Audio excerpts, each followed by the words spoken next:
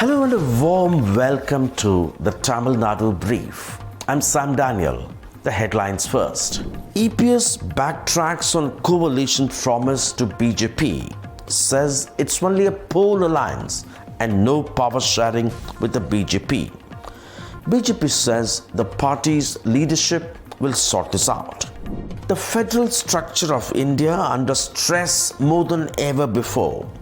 IT Minister PTR tells NDTV on M K Stalin's state autonomy push.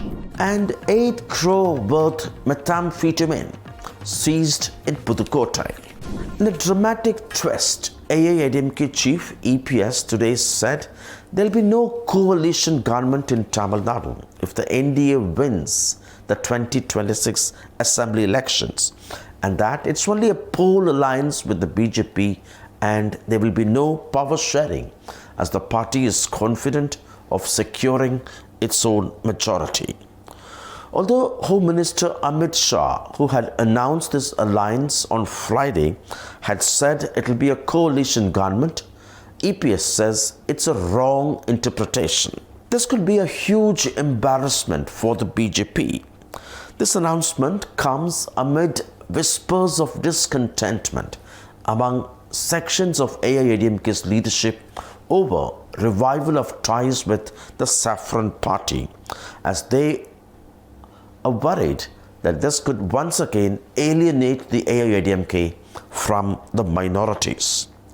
The other worry for EPS could be, what if rebel leaders like OPS, Dinakaran and Sasikala, as NDA partners, demand share in power in his cabinet? This could be an attempt to preempt that. நீங்க தப்பா புரிஞ்சுக்கிட்டு ஏதோ வித்தையெல்லாம் காட்டுறீங்க. தயவு செய்து இந்த வித்தையெல்லாம் விட்டுருங்க. அதாவது அனைத்து இந்திய அண்ணா திராவிட முன்னேற்ற கழகம் பாரதிய ஜனதா கூட்டணி ஆட்சி அமைக்கும். புரிஞ்சுக்கங்க. அரசியல் பங்கு இல்லன்றது ஏங்க திருப்பி அதுக்குள்ள வர ஏதாவது விறுவிறுப்பான செய்தி உங்களுக்கு வேணும். எங்கிட்ட இருந்து புடுங்க வேணும். அப்படிலாம் அவர் சொல்லவே இல்லை. திருப்பியும் சொன்னார். டெல்லிக்கு மாண்புமிகு பிரதமர் மோடி அவர்கள் தமிழ்நாட்டுக்கு என்னுடைய பெயரை சொல்லி சொன்னார். இதிலிருந்து நீங்க புரிஞ்சுக்க வேண்டியதானே. இதிலிருந்து ஏதோ அதில் கண்டுபிடிச்சு விஞ்ஞான மூளையெல்லாம் பயன்படுத்தி கண்டுபிடிக்கிற வேலையில விட்டுருங்க. அதெல்லாம் நாங்க பாத்துக்கிறோம். I also spoke to AIADMK spokesperson Kovai Satyan. Correct me if I'm wrong, Mr. Amit Shah said it will be a coalition government, but AIADMK so far has not committed for a coalition government at the moment. Amit Shah clearly said at the center it is called NDA. As far as Tamil Nadu is concerned, EPS Edappadi Palaniswamy will lead. Right. It's very clear. So that's what the status quo is. As far as Tamil Nadu is concerned, AIADMK General Secretary Edappadi Palaniswamy will lead and he is a CM face. And whatever development happens, it's under the direction of AIADMK. And people who are in align with the thought process of AIADMK, because the votes should not scatter. So we have to ensure that the votes are not scattered to benefit DMK. Our common enemy is DMK. So who are in sync with this thought are welcome to join with the AIADMK. The first party who had joined with us is BJP.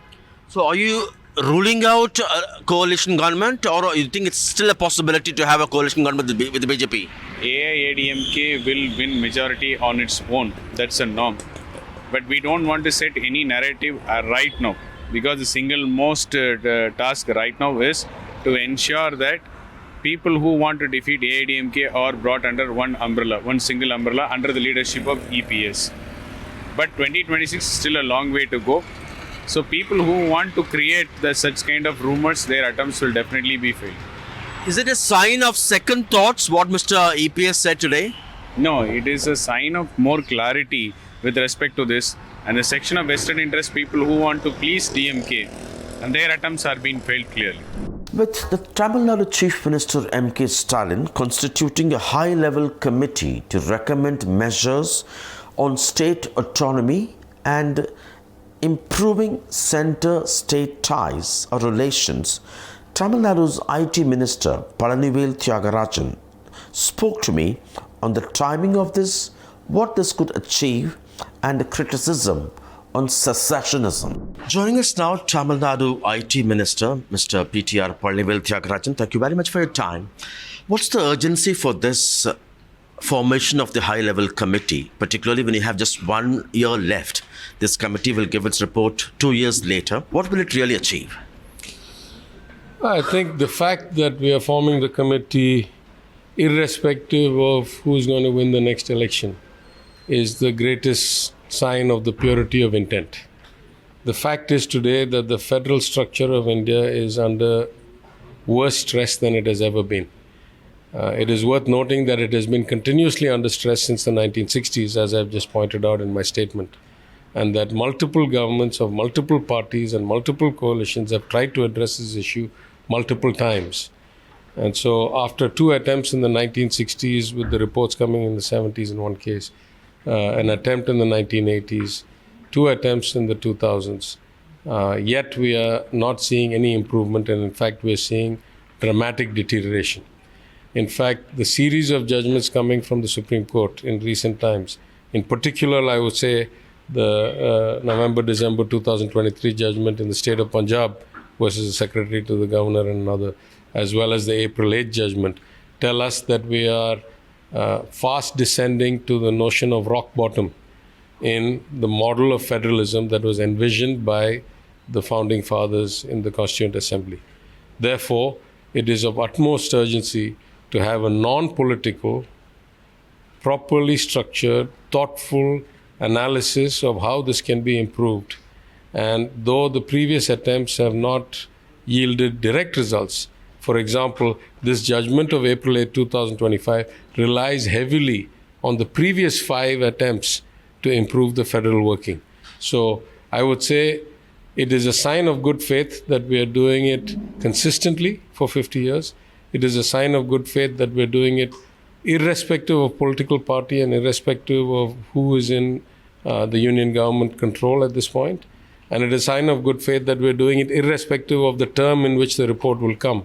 Because this is about the people, it is about the country, it is about the states, it's not about the DMK. With governments with varying political ideologies in power at the center and in states, do you think there could be smooth relations at all? Look, there ought to be. That is the difference between administration and politics, right? If you look at any notion of country, right, the odds of any one government being able to successfully achieve the best outcomes for the country are exactly 0. Why do I say that? If the government of India tries to administer 1.4 odd billion people with hugely varying cultures, languages, educational status, economic status, development outcomes, it is a guaranteed failure. Anybody with basic logic and who knows how to read history will say it is going to fail. If the states try to run everything, including foreign policy and foreign exchange and international trade, it is going to fail. You cannot have every state having its own idea. So the only way the country can prosper is to have actually very actively cooperative governance at both the union level and the state level. That is the best of all outcomes. That's what happens in developed countries. That's what happened in enlightened places, where once you get into government, you are not the government of a party. You're the government of the people.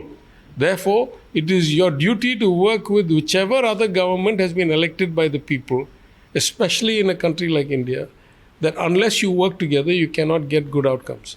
We are seeing this. This is not a new concept, incidentally. The BJP calls this state autonomy demand as secessionism. They also say the DMK, while sharing power at the center as part of the UPA, they keep quiet, enjoying powers. But only when they become opposition, they raise these issues to cover up your alleged failures in terms of corruption, law and order, those things.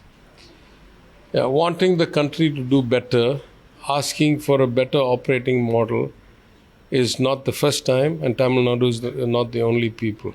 So these titles of anti-national, secession and all are not worthy of comment. They are derogatory insults that are not worthy of comment from normal people. But what I want to point out is that when was the Poonchi Commission appointed? When was the committee for the review of the working of the Constitution appointed? Was not the DMK a member of the coalition governments in those days? If having this review of the Constitution or asking for better clarity on state relations, if that is considered anti-national, Why did the government of Thiru Vajpayee of the NDA of 2000 set up the committee for review of the working of the constitution? Right? It is beyond the pale. It is the accusation of charlatans and intellectually and morally bankrupt people to use words like secessionist and anti-national. I'm telling you, this is a thoughtful exercise. The Supreme Court has gone through 5 previous attempts, has lamented the fact that none of these attempts have been acted upon. Right?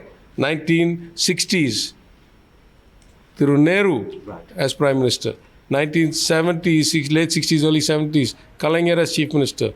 1980s, Thiru Indira Gandhi as Prime Minister, Sarkariya Commission. Then 2000, Thiru Vajpayee as Prime Minister. Then 2007, Thiru Manmohan Singh as Prime Minister. Are these all secessionist, anti-national people? It is beyond disdain, such comments.